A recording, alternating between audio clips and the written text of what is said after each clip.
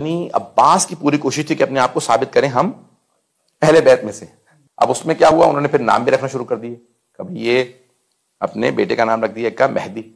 ہمارے علماء کہتے ہیں جب اس کا نام رکھا تو کہو مہدی عباسی، عباسی مہدی. تو اب مامون نے اپنے بیٹے کا نام رکھا مہدی، کے بیٹے تھے. اور پھر آہستہ آہستہ بیٹوں کو خلافتیں بھی ملتی رہی. ایک بیٹے بھی دوسرے کو مار مار کے خلافتیں لیتے رہے.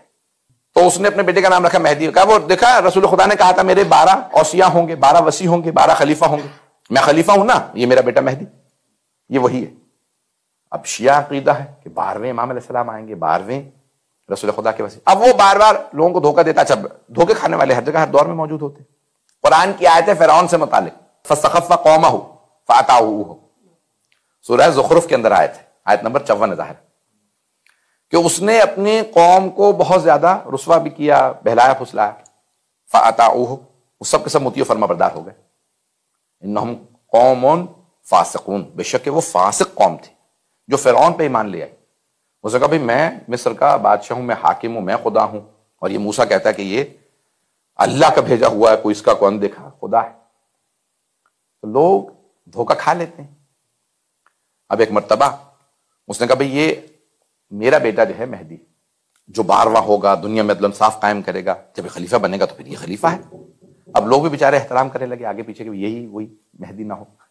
اب وہ 8ویں امام کا دور تھا، ولی عہدی بھی تھی. امام کئی مرتبہ وہاں دربار میں بھی ہوتے، جب وہ اپنے بیٹے کو بلاتا تو آواز دے کے کہتا مہدی، تو امام علیہ السلام فوراً کھڑے ہو جاتے، سر پہ ہاتھ رکھتے، کہتے عجل اللہ فرجہ، اللہ اسے جلد بھیجے.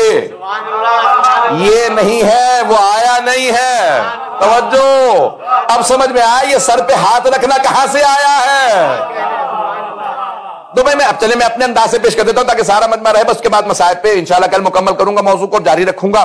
عزیزان گرامی، اب امام یہ کر رہے تھے کہ بھئی میرے پہ لازم و واجب ہے کہ آئندہ آنے والے امام کی معرفی کروں، تعارف کراؤں، امامت بھی بچاؤں، مہدویت کا عقیدہ بھی بچاؤں. تو امام فوراً کھڑے ہو جاتے کہ یاد رکھنا جس مہدی کو یہ مانتا کبھی وہ اسی سے پٹتا، کبھی محلے سے مار کھا کے آتا، کبھی کشتی میں بھائی سے ہار جاتا. جس مہدی کو ہم مانتے ہیں اس کے دادا تعظیم میں کھڑے ہو جاتے ہیں. بات بہت رہی ہے گرامی، میں نے زحمتوں کو تمام کیا. تو عزیزان گرامی یہ تاریخ ہے، یہ عراق و شام کی پوری اگر آپ تاریخ دیکھیں گے تو آپ کو ہر جگہ پہ کتنے، میں صرف جلدی جلدی تیز سے چل رہا ہوں، اس کے باوجود بھی کتنے پہلو ہیں کہ آپ کو سوچنا پہ مجبور ہوتے ہیں کہ یہ کیسے کیسے ادوار گزرے ہیں آل محمد پہ، اور شیعوں پہ کیسے ادوار گزرے ہیں.